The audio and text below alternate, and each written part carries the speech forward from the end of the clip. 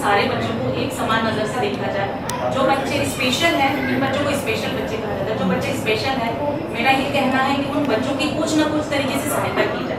घर परिवार में कहीं ऐसे बच्चे होते हैं, कहीं लोग ऐसे होते हैं बूढ़े बुजुर्ग जिनको ये बीमारियाँ, ये समस्याएं हो सकती हैं, हम में से किसी को भी हो सकती है। तो हमारा प्रयास ये है कि हम हमारे बच्चों को सिखाएं कि उन स्पेशल बच्चों की वो कैसे केयर करें और उनका ध्यान कैसे रखें। एक तरह से ये बच्चों में अटैचमेंट और लगाव भी है कि वो आपस में जुड़े रहें, एक दूसरे को हीन भावना से ना देखें, कमजोर ना समझे, बल्कि उनको सपोर्ट करें, मोटिवेट करें और आगे बढ़ने के लिए कोशिश करें। तो इन बच्चों के कुछ प्रयास है हमारे। इसके लिए हमने यहाँ पर एक क्लिनिक चालू किया है दोपहर के समय। जो बच्चे नहीं पढ़ पाते हैं, जिनको सुनने की दिक्कत है, जिनको लिखने में प्रॉब्लम होती है, बहुत सारी ऐसी अनगिनत समस्याएं हैं। मैं तो इतना नहीं जानती क्योंकि मैं साइकोलॉजिस्ट नहीं हूँ, फिर भी मैं जब बच्चों को पढ़ाती हूँ तो समझ में आता है कि कोई बच्चा हाइपर है, कोई बच्चा एक्टिव नहीं है, वो उसके एज के अकॉर्डिंग इतना अच्छा परफॉर्मेंस नहीं कर पा रहा है, या कुछ बच्चे और ज़्यादा स्मार्ट है, किसी का रिटर्न बहुत अच्छा नहीं है, किसी का ओरल बहुत अच्छा है। तो हर बच्चा अपने आप में एक विशेष है और हर बच्चे में कुछ कमियाँ हैं। तो कुछ ना कुछ प्रयास करके, कुछ क्लिनिकल थेरेपी देकर हम उनकी सारी कमियों को दूर कर सकते हैं। ऐसे कुछ क्लिनिकल डॉक्टर है, अंकुर लोहारे जी को मैं बुलाना चाहूँगी, वो आए और अपना इंट्रोडक्शन खुद से। सभी को नमस्ते। मेरा नाम अंकुर है। बाय प्रोफेशन मैं एक सोशल वर्कर हूँ। पिछले 8 सालों से इस प्रोफेशन में मैं काम कर रहा हूँ। इस चीज़ की बिगिनिंग जो है वो कोविड टाइम में हुई थी। जब कोरोना लगा था तो काफ़ी सारे ऐसे पेरेंट्स थे, काफ़ी सारे लोग थे जो इस चीज़ के अंदर बहुत ज़्यादा तकलीफ़ में थे।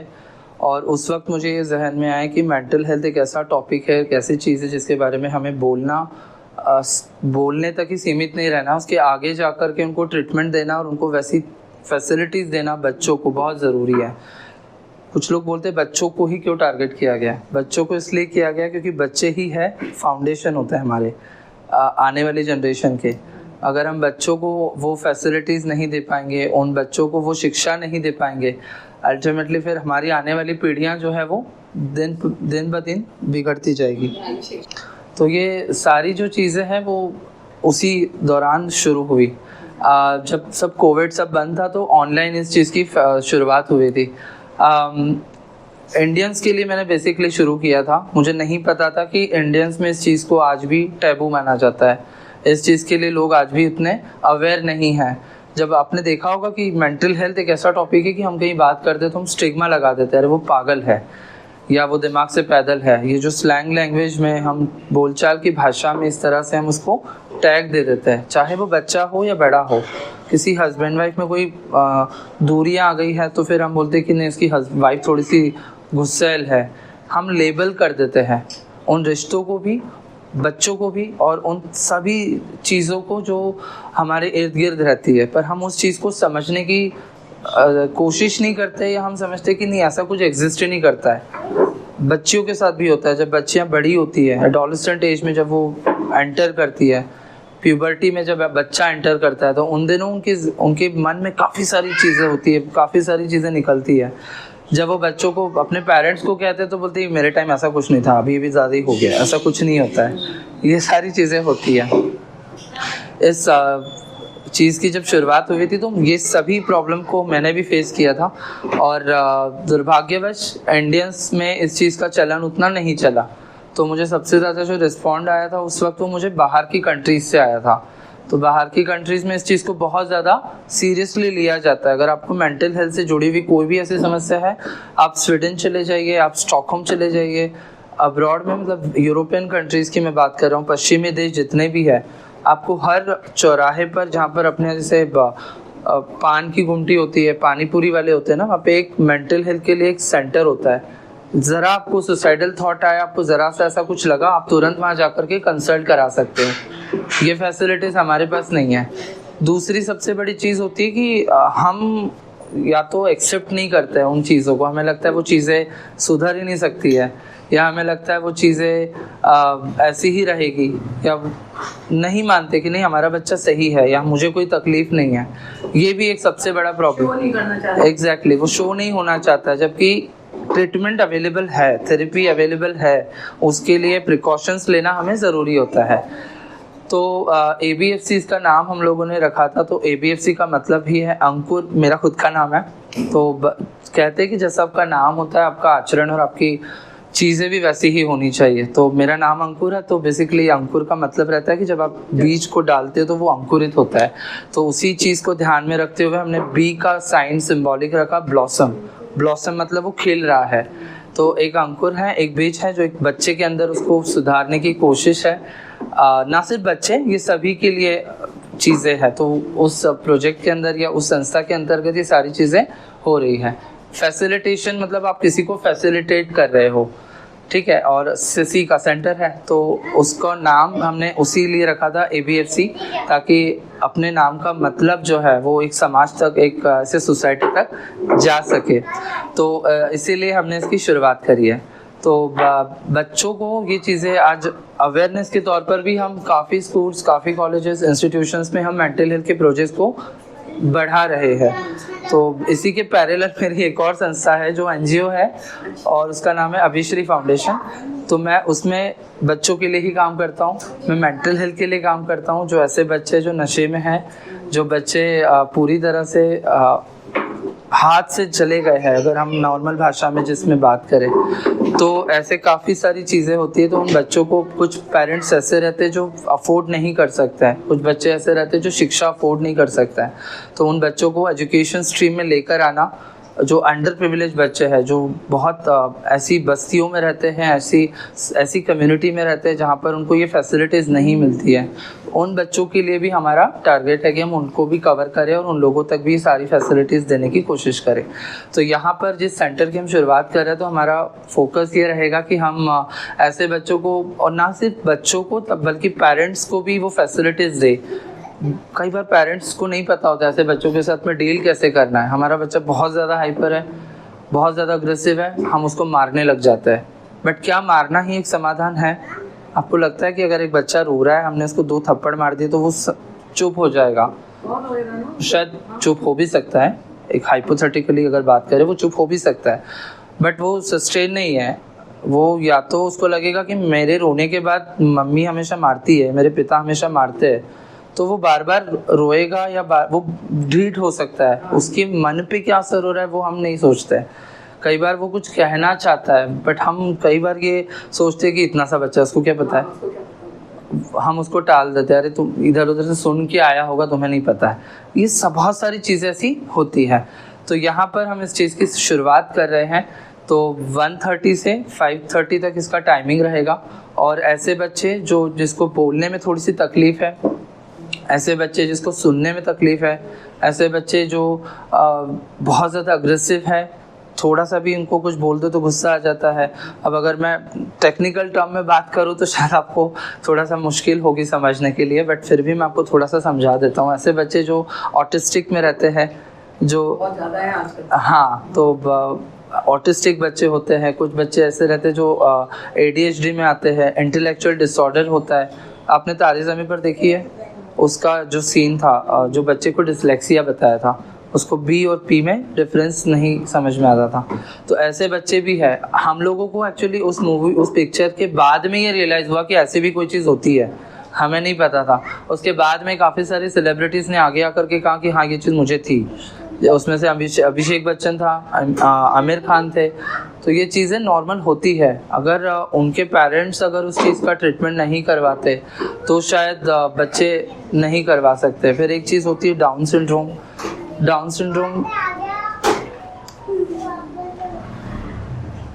भी कैसी वो होती है। उसमें भी कई बार हम ये सोचते हैं कि नहीं हमारा, अच्छा पेरेंट्स के मन पे भी ये रहता है कि मेरा बच्चा ऐसा है, फिर वो दूसरे बच्चों के साथ में कहीं ना कहीं कंपैरिजन करता है, और फिर वो बहुत सारी चीज़ें होती है। वो अगर स्पिरिचुअली बात करूँ तो स्पिरिचुअली वो खुद को दोष देने लगते हैं कि मैंने ऐसा क्या किया था, मुझे ऐसा बच्चा मिला, है ना। बट वो एक कुदरत का खेल है, उसके लिए हम कुछ कर नहीं सकते। बट हम ये ज़रूर कर सकते हैं कि उन बच्चों को हम अच्छे से संभालें, उनको अच्छे से सुधारें, क्योंकि ऐसे बच्चों का सिक्स सेंस हमसे ज़्यादा होता है। जो चीज़ हमें नहीं पता चलती है, इन बच्चों को पहले पता चलती है। उनको पता रहता है कब कैसे करना है। काफ़ी सारे ऐसे बच्चे भी हुए हैं जिन्होंने बहुत बड़ी बड़ी बुक्स भी लिखी है और वो अच्छे पोस्ट पे आज काम भी कर रहे हैं। टैलेंट रहता है, कुछ ना कुछ ऐसा टैलेंट भगवान ने सभी को दिया है। यूजलेस बना के हमें किसी को नहीं भेजा है। वो हम लोग सोचते हैं कि मैं कुछ नहीं कर सकता, बट अल्टीमेटली हम सभी के पास में कुछ ना कुछ एक ऐसी चीज़ होती है जिसकी बदौलत हम जिंदगी निकाल ही लेते हैं। तो इसी चीज़ की शुरुआत है। आप लोग जैसे यहाँ पे देख रहे हैं, जितने भी बच्चे यहाँ पर आएंगे उनका सबसे पहले IQ टेस्ट, उनका प्रॉपर ट्रीटमेंट, क्लिनिकली चेकआउट होगा, सारी चीज़ें उनकी होगी।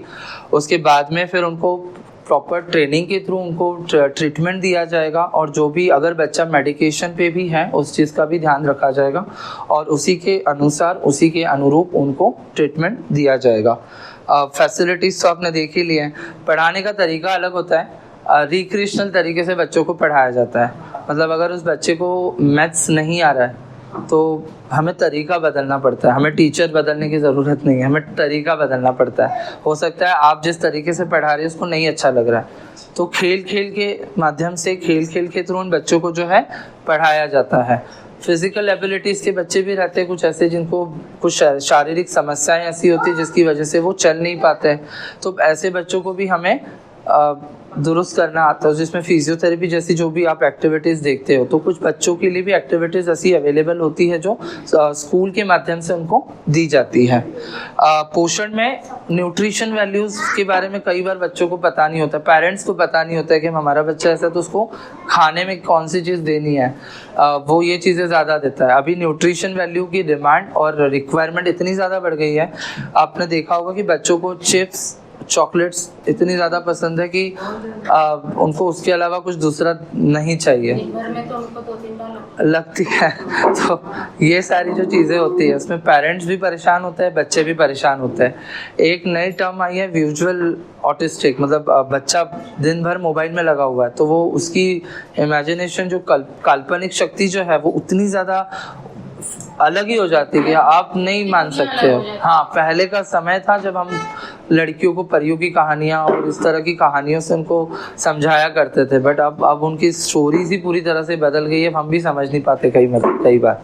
तो पोषण में उनको ये सारी चीज़ें भी सिखाई जाएगी। व्यावसायिक पुनर्वास होता है कि कुछ बच्चे ऐसे रहते हैं जैसे उनके हाथ पैर अच्छे हैं, उनको थोड़ी सी समझ कम है, उनको अगर वो वोकेशनल ट्रेनिंग दिया है ना। कई पेरेंट्स ऐसे रहते हैं कि हमारा बच्चा 17 साल का हो गया है, अब हम कब तक संभालेंगे, अब हमारी उम्र हो गई है। बस पेरेंट्स को ये डर रहता है कि मेरे जाने के बाद मेरे बच्चे का क्या होगा, ये एक डर सताता है। अब ऐसी स्थिति में काफ़ी सारी संस्थाएं ऐसी हैं, इंदौर में है, पूरे भारत में है, जो उन बच्चों की जिम्मेदारी लेती है। बट उसके अलावा भी काफ़ी पेरेंट्स ऐसे रहते हैं कि हमारा बच्चा थोड़ा बहुत कर ले काम। तो अगर आपने सुना होगा, देखा होगा कि ऐसे बच्चे व्यावसायिक पुनर्वास के अंतर्गत अपने आप को बहुत ज़्यादा सक्षम बना पाते हैं। उन लोगों को काफ़ी सारी ट्रेनिंग दी जाती है ताकि वो उस चीज़ में इन्वॉल्व हो सके। वो ट्रेनिंग न सिर्फ पैसा कमाने का ज़रिया नहीं है, वो एक थेरेपी की तरह काम करता है ताकि उन पे जो है वो सारी चीज़ें डेवलप भी हो, उनका दिमाग मस्तिष्क के रूप से जो है वो सारी चीज़ें अच्छी तरह से डेवलप्ड हो। स्वास्थ्य और सुरक्षा, उनका जो मेंटल हेल्थ के साथ में फिजिकल हेल्थ का भी सिक्योरिटी हमको देखना बहुत ज़रूरी है। तो ब्रेन बूस्टिंग फिजिकल एक्टिविटीज़ में वही है कि ब्रेन बूस्टिंग एक्टिविटीज़ अभी अब्रॉड कंट्रीज़ में बहुत ज़्यादा पहले से ही है, पर अब हमारे यहाँ पे भी वो चीज़ें बढ़ रही है कि हमारा बच्चा थोड़ा सा स्लो है। अब हम पेरेंट्स खुद ही लेबल कर देते हैं। सोशल मीडिया का इन्फ्लुएंस इतना आ गया कि कुछ भी रील्स देख ली, कुछ ऐसे इन्फ्लुएंसेस को देख लिया और हमें लगता है कि मेरा बच्चा ना ऐसे ही करता है, शायद वो भी ऐसा तो नहीं है। तो हम खुद ही लेबल करने लग जाते हैं। हम कोई नहीं है। Even as a parent we are not eligible कि हम अपने बच्चों को लेबल करें कि हमारा बच्चा भी वैसा ही हो। हमें वो चीज़ें एक्सेप्ट करना होगी कि ठीक है, अगर हमारे बच्चे में कोई प्रॉब्लम है, प्रॉब्लम नहीं कह सकते, एक अलग सेगमेंट है उस बच्चे में, अगर ऐसी कोई चीज़ है तो हम उसको अच्छे से दुरुस्त कर सकते हैं, उसको इम्प्रोवाइज कर सकते हैं। तरीके अपने अलग अलग होंगे। तो ये सभी सारी चीज़ें यहाँ पर होगी। फैसिलिटीज़ यहाँ पर आपने देख लिया है तो आप पूरा प्रीमाइसेस आप देख सकते हैं, तो प्रीमाइसेस के हिसाब से सारी फैसिलिटीज़ होगी। और इसको साथ में करने के लिए हमारे साथ में जो सपोर्टिंग सिस्टम में है वो भी यहाँ आए हुए हैं, तो मैं उनको बुलाऊंगा कि वो थोड़ा सा एलैबोरेट करें उस चीज़ को। सबसे पहले अंकुर सर को बहुत बहुत शुभकामनाएं कि they start a centre for you and for us. मेरा नाम गर्व जानी है, मैं साइकोलॉजिस्ट हूँ। तो आवाज़ और तेज़ करना है, ओके।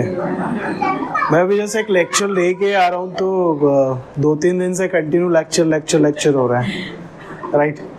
और ज़ुकाम की वजह से थोड़ा सा गला थका हुआ है। तो पहले तो आपकी पूरी इंटायर टीम को बहुत बहुत शुभकामनाएं कि आपने इसको स्टार्ट कर दिया, क्योंकि वास्तविकता में जितनी भी बार हम बच्चों से मिलते हैं तो 2016 के बाद से शब्दावली थोड़ी सी चेंज हुई। अभी तक हम जिन बच्चों को विशेष बच्चों का दर्जा देते थे, अब हम उन्हें दिव्यांग बच्चों का दर्जा देते हैं। दिव्यांग बच्चे बोलने का मतलब ही ये हुआ कि कई बार कुछ पेरेंट्स से जब मैं मिलता हूँ तो उनकी अपनी शिकायतें होती हैं कि मेरा बच्चे में ये चीज़ें अलग हैं, लेकिन हमें ये समझना पड़ेगा कि बच्चा तो शायद बोल रहा है, क्योंकि communication is not only about verbal communication. मैं बोल पा रहा हूँ, शब्द मेरे पास हैं इसलिए मैं बोल पा रहा हूँ, ऐसा ज़रूरी नहीं है।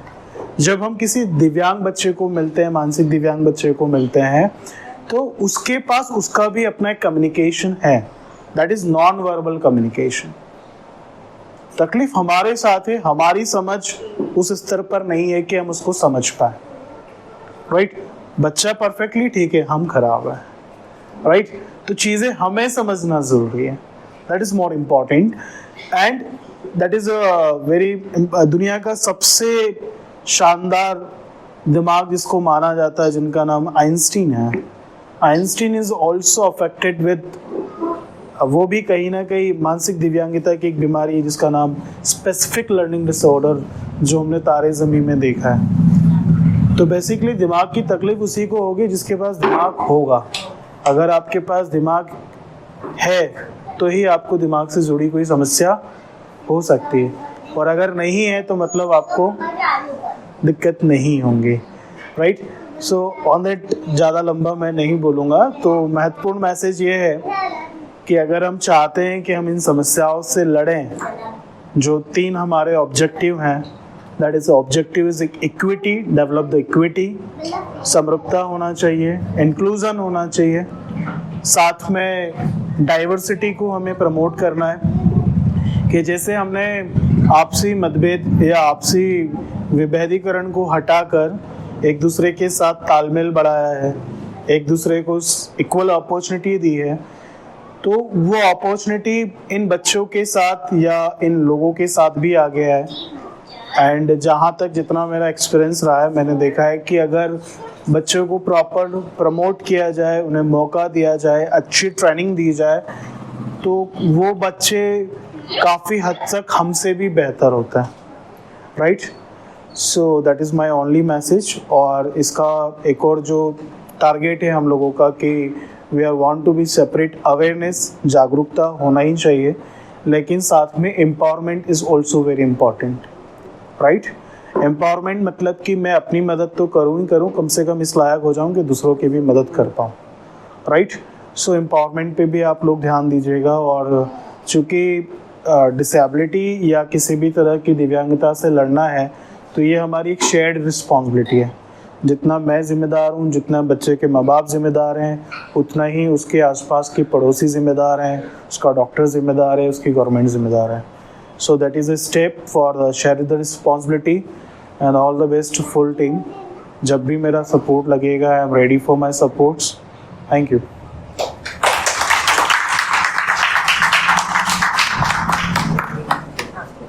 जितने भी लोग हैं, कम से कम कीमती समय आपने यहाँ दिया, आए और ज्वाइन हुए। कुछ चीज़ें हम समझे, कुछ बच्चों को समझने की कोशिश करें। सही बोल रहे हैं सर कि हमें बच्चों को ज़्यादा समझने की ज़रूरत है बजाय खुद के। तो प्रयास करते हैं, जहाँ पे भी ऐसा कोई बच्चा दिखे, आपके कम्युनिकेशन में आए, तो you can say we can help. जो भी हमसे हो सकेगा हम ज़रूर करें। मेरा किड्सी परिवार आपको सभी को थैंक्स करता है कि आप लोग आए।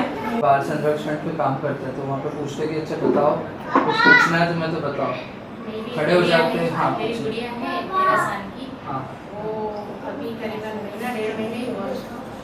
तो जो क्या है कि कृषि मुक्ति में जाने के लिए होगी, तो मैं ये चाहती हूँ उसके दिमाग की ये है कि आप कुछ और ऐसा मैं आपसे पूछना चाहती हूँ, क्योंकि आप लोग कुछ ज़्यादा ही करने लगे हर चीज़ में। बिल्कुल उनको सुलाना है, उनको नहलाना है, उनको खिलाना है, मतलब पढ़ाई में थोड़ा उधर हट के और फिर उस चीज़ में हो गई है। कहीं ना कहीं हम लकी पेरेंट है। एक पेरेंट हमारे पास ऐसा है, पूरा डिटेल में नहीं डिस्क्लोज करूंगा, बट उनकी बच्ची इतनी गलत लाइनों में है कि भगवान तो दूर की बात है। आप लकी हो कि एटलीस्ट आपकी बच्ची आध्यात्मिक रूप से ही क्यों ना हो, एटलीस्ट आध्यात्मिक रूप से वो डेवलप हो रही है। तो इतना इत्मीनान रखे, यकीन रखे कि अगर वो कृष्ण भक्ति में भी है तो कहीं ना कहीं शिक्षा में भी आ ही जाएगी। उसका गलत कुछ होगा नहीं, वो सही है, बट हाँ अल्टीमेटली पढ़ाई कर रही है। पढ़ाई में कैसी है? पढ़ाई में 1 नंबर है। बस तो फिर वो कृष्ण की भक्ति में क्या ही फल है ना। आज कोई मैं पूछना ही नहीं है, आपको जाना हो रही है तो मेरे को ऐसा डर लग रहा है कि ऐसा नहीं, नहीं ऐसा डरने जैसा कुछ नहीं है, आपका डरना स्वाभाविक है। एक्चुअली बट परिवार में मैं अकेली थी, तो पूजा पाठ तो वो सब अपने को ही करना है। उस टाइम पे वो चीजें ज्यादा वही है अच्छी चीज। हम जो चीजें देखते हैं वही हमारे गर्भ पे धारण होने के बाद में उसका असर होता है। उसी का एक मुझे भी ध्यान आ रही है कि वो चीजें थी, क्योंकि वो परिवार में सबकॉन्शियसली होती है ना। हाँ, जब पूरे परिवार के बीच में थी तो वो दिमाग में नहीं थी ये चीजें मैं कर रही हूँ तो ऐसा होगा। सबकॉन्शियसली वो चीजें होती है। इसीलिए अभी गर्भ संस्कार और ये सारी चीजें, आजकल तो गर्भ संस्कार के अलग से सेंटर्स ओपन हो गए हैं कि वहाँ पे प्रेग्नेंट महिलाएं आती है, उनको 9 महीने पूरा वहाँ पे ट्रीटमेंट दिया जाता है, क्या बात करनी है, कैसे करनी है, और ये सारी चीज़ें उनको सिखाई जाती है। और अब टेक्निकली भी हम इतने एडवांस हो गए हैं कि उसमें ये चीज़ें रहती है। जैसे मैं अपना उदाहरण दूँ, जब हमारी बच्ची होने वाली थी तो एक ऐप के थ्रू हमको पता चला था डे 1 से लगा करके एंड तक आपका बच्चा कैसा ग्रोथ कर रहा है।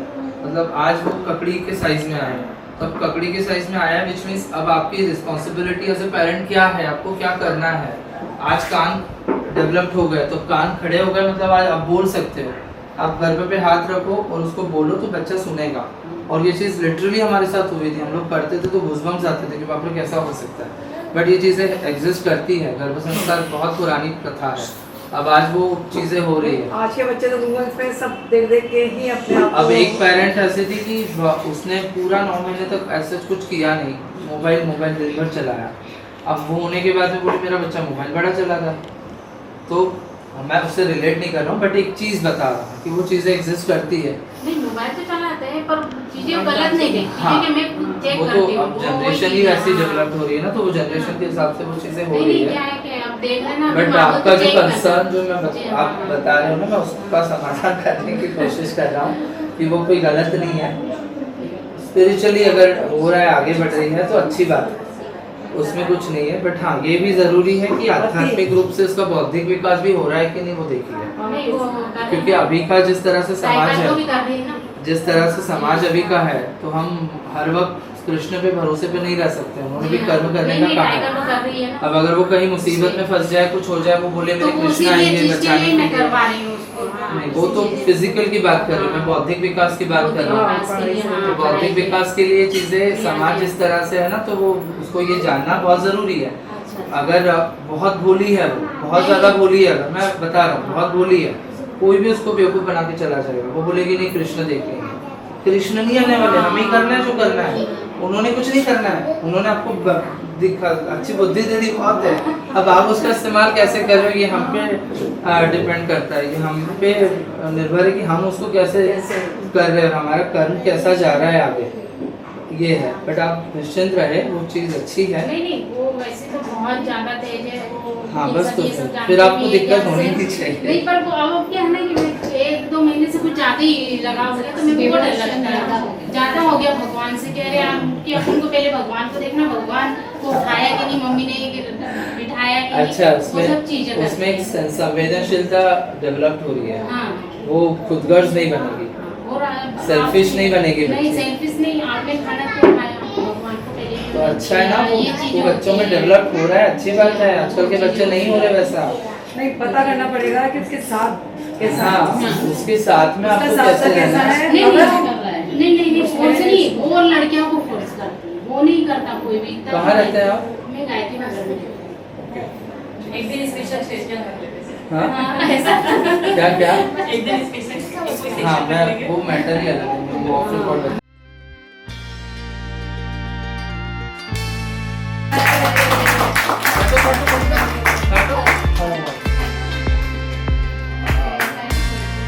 ये, चल बैठ। केक खाना है सबको? नहीं, केक नहीं मिलेगा, ये बच्चों के लिए है, बड़ों के लिए।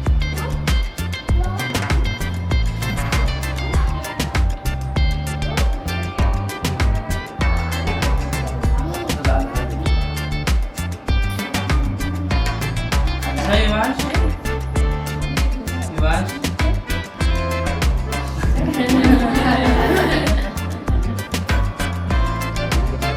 अब बिस्किट तो 4 ही है, अब ना अपन डिवाइड करके खा लेंगे, ठीक है?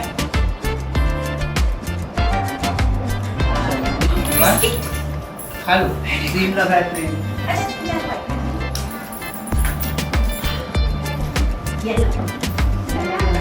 ये, गुना? इसको देना। बना लो।